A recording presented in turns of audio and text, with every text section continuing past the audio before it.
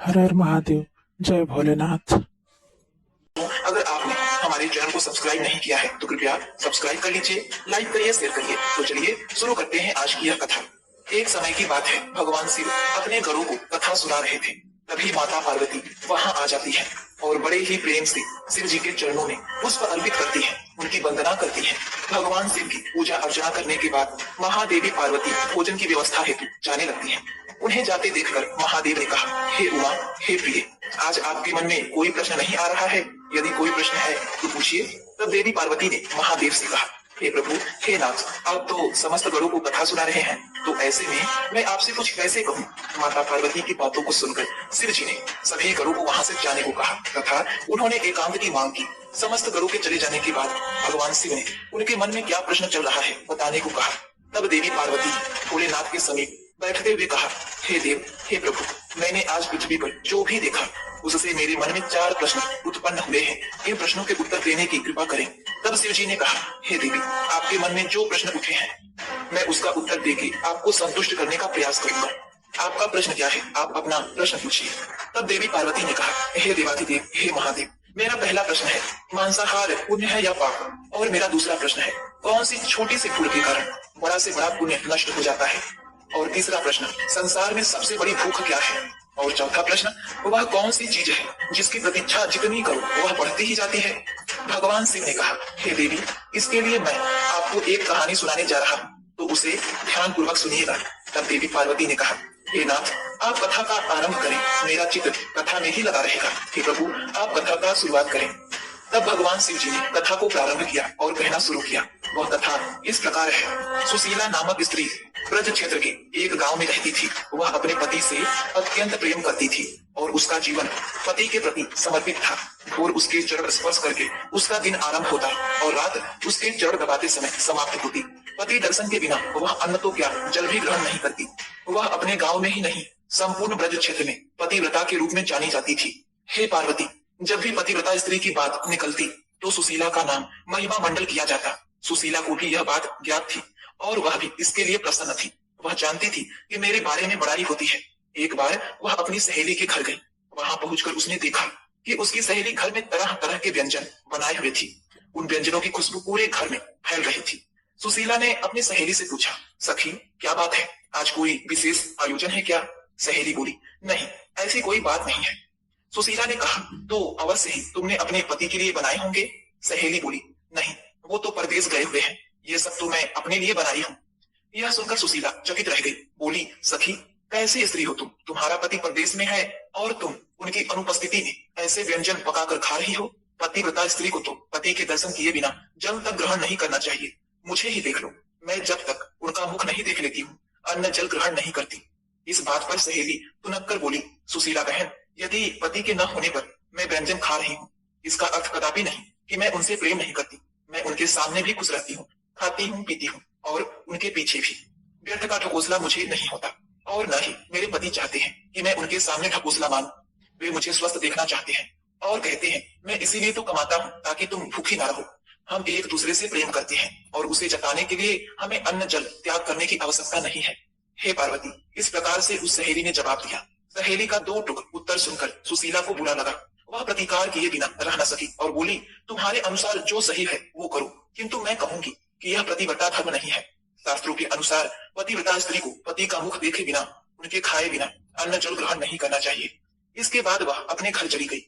घर आकर उसने सारी बात अपने पति को बताई और पूछा कि बताओ, क्या मैं गलत हूँ? पति सुशीला की अपने प्रति कर्तव्य परायणता और प्रेम से अभिभूत था, किंतु यह भी सोचा करता था कि पति के दर्शन बिना अन्न जल ग्रहण न करना व्यवहारिक नहीं है। यदि पति 1 माह के लिए कहीं चले जाए तो बिना अन्न जल के स्त्री जीवित कैसे रहेगी? इसीलिए उसे लगता है कि कहीं सुशीला का यह व्यवहार मात्र ढोंग तो नहीं। उस दिन उसने निश्चय किया कि वह सुशीला का परीक्षा लेगा। इसके बाद वह सुशीला को परखने लगा। कभी वह खेत से देर से लौटता तो कभी स्नान करने में विलंब करता, कभी परोसा हुआ भोजन छोड़कर काम का कोई बहाना करके घर से निकल जाता। सुशीला हर बार उसकी परीक्षा में खरी उतरी। एक दिन पति ने सुशीला से कहा, आज मेरा मन पुआ और खीर खाने का है, तुम झटपट दोनों व्यंजन तैयार करो, मैं खेत से आता हूँ। कहकर वह घर से निकल गया। सुशीला पुए और खीर बनाने में जुट गई। जब पुए और खीर तैयार हो गए तो उनकी खुशबू से सुशीला के मुंह में लार टपकने लगी। मगर उसका पति घर पर नहीं था। इसीलिए वह दरवाजे पर बैठकर उसकी प्रतीक्षा करने लगी। आधा दिन बीतने के बाद उसका पति आया तो उसने कहा, जल्दी से स्नान करके आइए, पुए और खीर मैंने कब से तैयार कर रखे हैं। प्रिय भक्तगणों, तब माता पार्वती ने कहा, हे प्रभु, तब क्या हुआ? शिव जी ने कहा, हे पार्वती, पति सुशीला की परीक्षा लेने को आतुर था। वह बोला, तनिक मैं अपने मित्र के घर से होकर आता हूँ, और यह कहकर वह घर से चला गया। सुशीला का भूख से बुरा हाल था, मगर वह अपने पति को रोक न सकी। वह फिर उसकी प्रतीक्षा में बैठ गई। उसका पति शाम को आया तो सुशीला बोली, अब झटपट नहा लो, सुबह से पुए और खीर बनाकर रखी हूँ, कब खाओगे? पति कुछ देर थका होने का बहाना करके आनाकानी करता रहा, किंतु सुशीला के बार बार जोर डालने पर वह लोटा, बाल्टी और रस्सी लेकर कुएं पर स्नान करने चला गया। सुशीला प्रसन्न थी कि अब उसे पुए और खीर खाने को मिलेंगे। कुछ ही देर बाद उसे पति के पैरों की आहट सुनाई पड़ी और उसका हृदय पुए और खीर खाने के बारे में सोचकर प्रफुल्लित हो उठा। हे पार्वती! किंतु तभी घर के देहरी पर उसके पति का पैर फिसला और वह गिर पड़ा। सुशीला दौड़कर उसके पास गई और उसे उठाने का प्रयास करने लगी। उसका पति चारों खाने चित था, उसकी आंखें फैल चुकी थी। कुछ ही देर में सुशीला को समझ में आ गया कि अब उसका पति नहीं रहा, उसकी मृत्यु हो गई। उसका हृदय द्रवित हो गया, वह दहाड़ मारकर रोना चाहती थी। प्रिय भक्तगणों, भगवान शिव की यह बात सुनकर माता पार्वती सहम गई। उन्होंने कहा, हे प्रभु, बेचारी सुशीला के साथ तब क्या हुआ, आगे कहिए। भगवान शिव ने कहा, हे प्रिय, उसका हृदय द्रवित हो गया, वह दहाड़ मारकर रोना चाहती थी।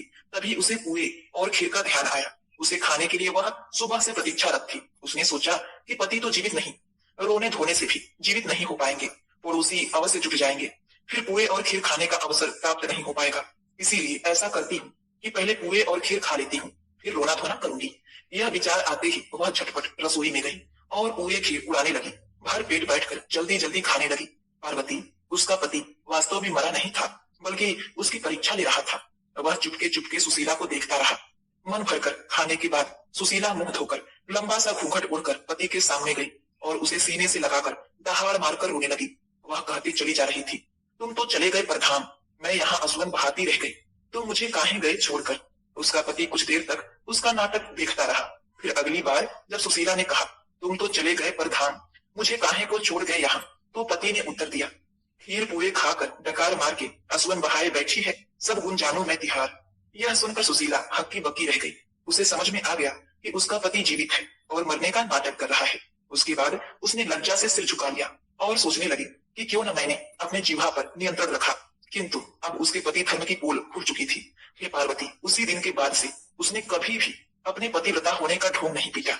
हे भक्तगणों, यह कहने के बाद आगे शिव जी ने कहा, हे पार्वती, आपके 3 प्रश्नों का उत्तर इस कथा में है।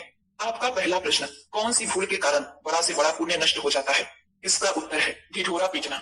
अगर मनुष्य कोई भी पुण्य करता है, छोटा से भी छोटा पुण्य करता है या फिर बड़ा से बड़ा पुण्य करता है, अगर वह मनुष्य उस बारे में ढिढोरा पीटता है, हर व्यक्ति को बताते फिरता है, तो उसका वह पुण्य नष्ट हो जाता है। चाहे व्यक्ति कितना भी जतन करे, यदि उसने बड़ा से बड़ा पुण्य किया है, उसने उस बारे में बढ़ चढ़कर किसी से ढिढोरा पीटा, अपनी भरपाई की, तो वह उसका पुण्य तत्पश्चात नष्ट हो जाता है, उसे उसका कोई फल नहीं मिलता। हे पार्वती, आपका दूसरा प्रश्न, संसार में सबसे बड़ी भूख क्या है? तो पार्वती, संसार में सबसे बड़ी भूख है भोजन। और आपका तीसरा प्रश्न, वह कौन सी चीज है जिसकी प्रतीक्षा जितनी करो वह उतनी ही बढ़ती जाती है? तो हे पार्वती, इसका उत्तर भी है भूख। इसकी प्रतीक्षा जितनी भी करो वह बढ़ती ही जाती है। जिस प्रकार सुशीला की भूख लगातार बढ़ती गई। माता पार्वती ने कहा, हे प्रभु, आपने 3 प्रश्नों का उत्तर दिया। आपके उत्तर प्रसन्न चित्त मन से सुनता है, उसे अपने जीवन में सभी कष्टों से मुक्ति मिल जाती है। मनुष्य माया रूपी भवसागर से पार हो जाता है, जीवन सुखमय और सरल हो जाता है, घर में सुख समृद्धि बनी रहती है, भाग्य के द्वार खुलते हैं। तो ऐसे में आप इस कथा को पूरा और प्रसन्न। हर हर महादेव, जय भोलेनाथ।